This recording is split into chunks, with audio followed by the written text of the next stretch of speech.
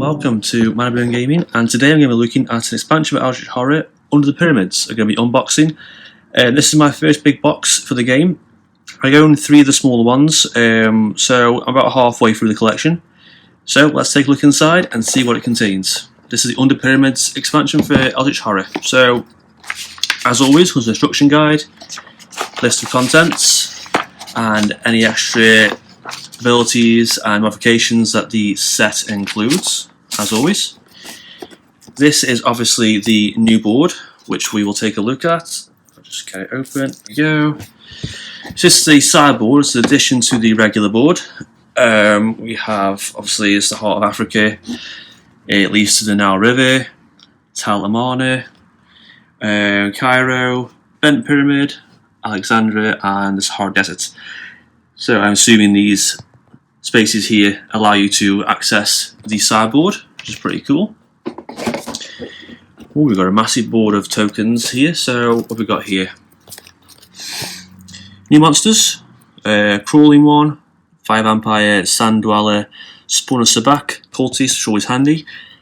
Epic monsters, Abath, Chalaboth, the Beast, Hunt from the Dark, and yeah, I'm not going to pronounce that. This is the adventure token, which I'll look at soon. We have more clues, health and sanity tokens, and impairment tokens, which are like improvement tokens, but the other way around. The investigators, which is pretty cool. Okay, that's them. As always, we get the additional standees, which is always good. Bunch of artifacts, conditions, and cards. Mystery cards, I assume. Encounters and mythos cards and research cards. This set comes with a bunch of new investigators and I think 2 ancient ones, so let's look at these first. Okay, so first off we have Abath, the source of uncleanliness. Starts on 14. He's pretty cool. So what else we got? We have Neprakar, Dark Pharaoh. That's really smart. That's so cool. It's a really cool card. So a bunch of investigators here. So we have Hank Sampson, the farmhand. Got a lot of strength. Harvey Walters, Professor. Is that opposite of stats. Joe Dyer, the Private Eye. They're pretty cool. The reason these cards are all cool is they all have special skills and they all play differently, which makes it really interesting. By Mandy Thompson, the researcher. So we have Ming Tai Pan, the secretary. It's a classic card. Monterey Jack, which is the archaeologist and also a type of cheese.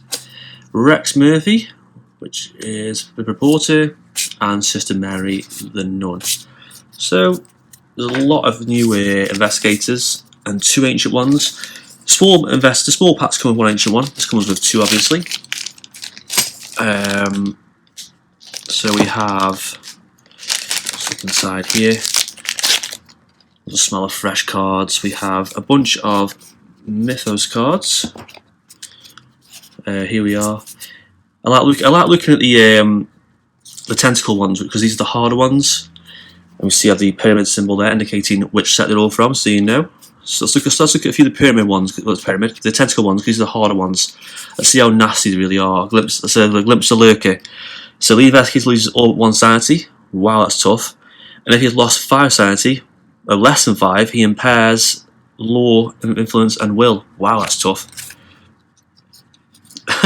What the hell is this?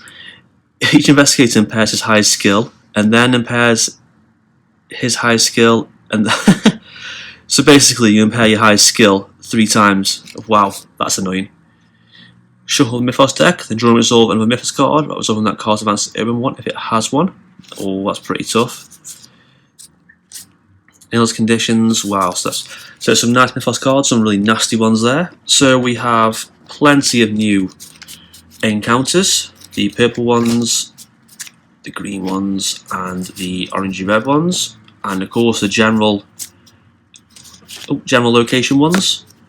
Now these ones I assume are for the other board, the sideboard. As you can see, the locations obviously are all for the sideboard. And these are for the secondary sideboard locations. These are like a darker red. You can see there from the place names. It's pretty cool. What I have here is these are all research cards for the 2 ancient ones. So that's for the Pharaoh God and the other one. Got a lot for that. There's those cards. Let's put them to the side. And we have these. Lastly, let's have a look inside for the big cards. So we have more research cards for the other god. We also have, what have we got here? Some more otherworld encounters. These are how you close gates, obviously. We have, what are these? So these are the prelude cards. Obviously, you play at the start of a game and give you a certain effects that changes how the game plays. Call of Cthulhu, that's pretty cool. So they're pretty cool to look at. Let's have a look at these. Now these are the adventure cards. I don't really know how these work, to be honest. I'm assuming you put a token down as an encounter. You try to do the action back of this card, complete an adventure and get rewards. There's different ones here. Frame for theft. Yeah, different heists. That's pretty cool. Complete the adventure. I see. There's the rewards there. They complete the adventure, move back to history by 2, and drop for innocence adventure. Okay, so that's pretty cool. That's the first time I've seen the adventure. I've brought these expansions in a weird order because Mountains of Madness I couldn't quite get. It was too hard. I saw that everywhere. It's quite hard to get hold of. So these are the mystery cards. Yep, for each one. See these here. One's in the dark. That wind. I really like the theme of this. The sort of Egyptian pyramid. The old gods. It's a really exciting theme. I think it's really interesting. Are these these are the Expedition Encounter cards. There's a bunch more of those. That's always good.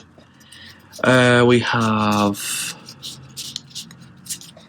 Aboth's special. So he has special encounter cards, which are additional ones that obviously help solve some of the mysteries and also the file mystery. And these are special encounter cards for the other guy. Whatever his name was, I forgot. The Dark Pharaoh. That's it, Nebuchadnezzar. That was called. Okay, so that's those cards done. And lastly, we have the small cards. So let's have a look inside. Okay, we have a bunch of artifacts. Just a few artifacts. So only 4 artifacts. Artifacts are obviously more powerful. Well, that's really good. Gain 4 combat, gain 4 and so many spells. Choose a monster. Oh, dropped it. Some pretty cool cards. Okay. We also have, what else have we got? We have assets, which are like your basic items. So we have a bunch of these here. Some nice themed ones based on the sets, like Treasure Hunter, Scribe's Journal, Ancient Tomb, Ancient Dagger. Yeah, that's pretty cool. Some nice things. And these are the condition cards, which everyone loves to hate. Despair. I've seen Despair before. Can't afford rest actions. You can't recover. You can't afford sanity. Okay. Disease. That's a lovely image. Okay. That's tricky and haunted. That's a new one. If you gain a blessed condition or improved will, discard this card instead. Oh, okay. And then the regular ones at the back there. These are the purple is the spells. These are the spell cards. Some new ones. Alter Fate. It's pretty cool. You may trade conditions, focus, improvements in parent tokens, part of the trade action. That's really handy.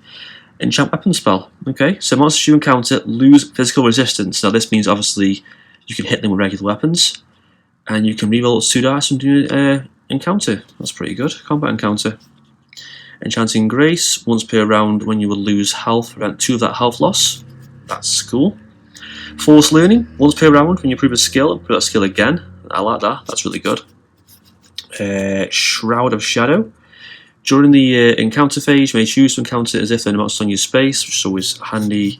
And lastly, Rack. When you resolve a combat encounter, you may test law -1. If you pass, gain +5 during that encounter and flip the card. Okay, that's That's pretty cool. And assuming the rest of these are unique assets, which are like sort of more powerful version of the regular assets, they're all double-sided too. So there's a lot of really cool these. I love the style here, cryptic text, treasure map. This whole theme is really cool. Kind of, canopy jar, fossilized samples. Cannot wait to play this. An ancient sword, that's really smart. Cursed tablet, that's cool. Jeweled scarab.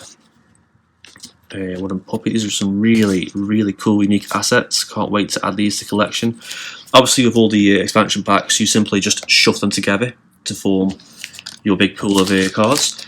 So let's take a look at the investigators in each one again, read the sheets, see what they do, see their skills and bonuses. So Hank Sampson, you can test strength. If you pass, card marks on your space. If toughness less than or equal to your test results. That's pretty good. And you do not resolve the will test during a combat encounter unless you lose health from the strength test. That's really cool. It's a pretty cool idea. Harvey Walters.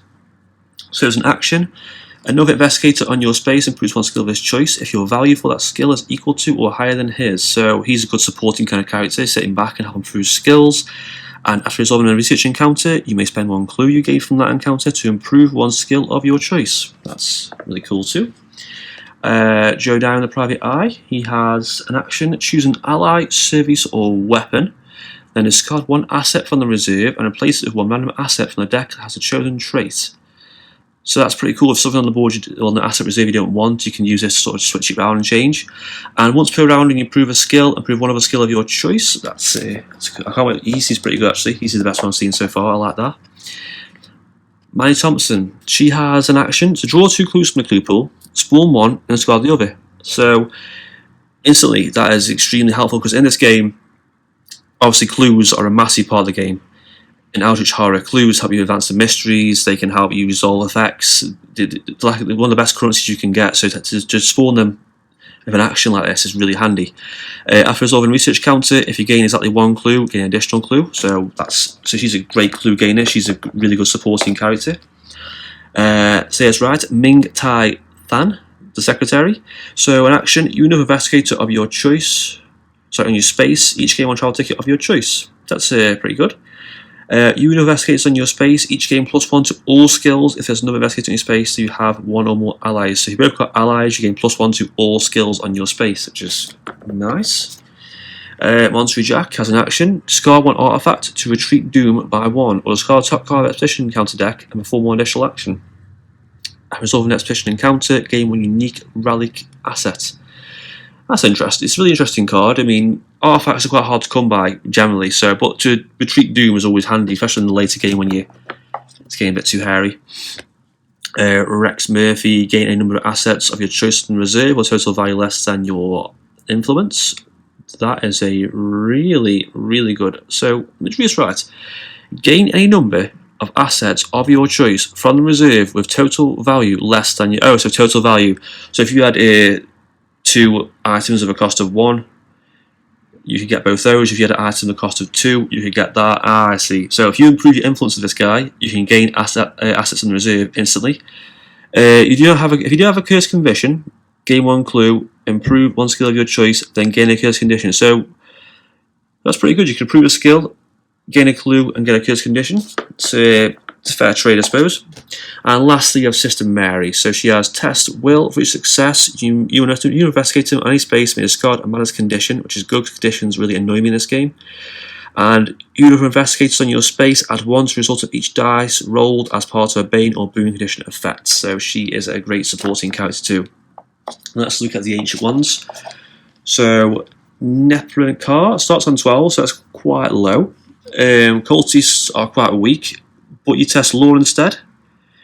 And they have reckoning effects of an investigator on a space or adjacent space, which is 1 health or sanity, which can be quite tricky. So with reckoning effects, each investigator may move 1 space towards the bent pyramid. The investigator who did not move this way loses 1 sanity. So it can draw you into the pyramid. If you don't draw into the pyramid, you lose sanity. When he awakens, place a mystery token on bent pyramid and 3 Eldritch tokens on this sheet. So if you solve 3 mysteries, you may be on the bent pyramid, confront him, and draw and resolve a dark, fairer special encounter. And then when they're clues on the sheet equal to half players, mystery is solved, win the game. So, and then your Dark Pharaoh. If you're on the pyramid, so if you're on the pyramids or the sideboard, you can recover sanity. So that's going to be really hard. And each time you advance, go and check on the sheet. So you have basically 3 times to do an advance, and then you lose. Move towards the event pyramid. If you don't, lose 1 sanity. He seems quite tricky. Abath starts on 14, so he's a little bit easier. But Cultist, we have no stats and 3 health. Whenever history encounters a Cultist, he draws and resolve a Spawn of Abath special encounter. Well, that's different. That's interesting. No help, no tests being done on them. That's really weird. Reckoning effect: lead investigator spawns 1 cultist monster on a wilderness space. It's a container cultist monster. There's 6 or more on that game board. Advanced Doom. That's similar to Shub Niggurath. It awakens. So spawn the Abath epic monster in space 9. Then spawn all but 3 cultist monsters from the sheet. Each on a wilderness space contain cultist monster. So this is a bit more basic. You have to basically destroy the epic monster Abath to kill. Each time doing an advance, spawn a cultist monster on the space. So there's a set number of cultist monsters. When they've all gone, you lose and spawn more with the reckoning effect and recover health. That's pretty tricky. So if you look at the little board itself, Abath is here, which is there. So he has toughness equal to 3 players. Very, very high stats. That's going to be extremely tricky. I like these little of-will encounters, get encounters in the different locations. That's pretty cool. Clues obviously for the set locations, and that's pretty much it for this unboxing. It looks like a really, really cool set, and I'm really happy that I've got a big box to put my other cards in because I've run out of space on my stuff. That's a sideboard lastly. And that's it. If you want to see a playthrough of this game, any questions, or any more reveals or unboxings, let me know in the comments what you think. Leave a like, subscribe, and thanks for watching.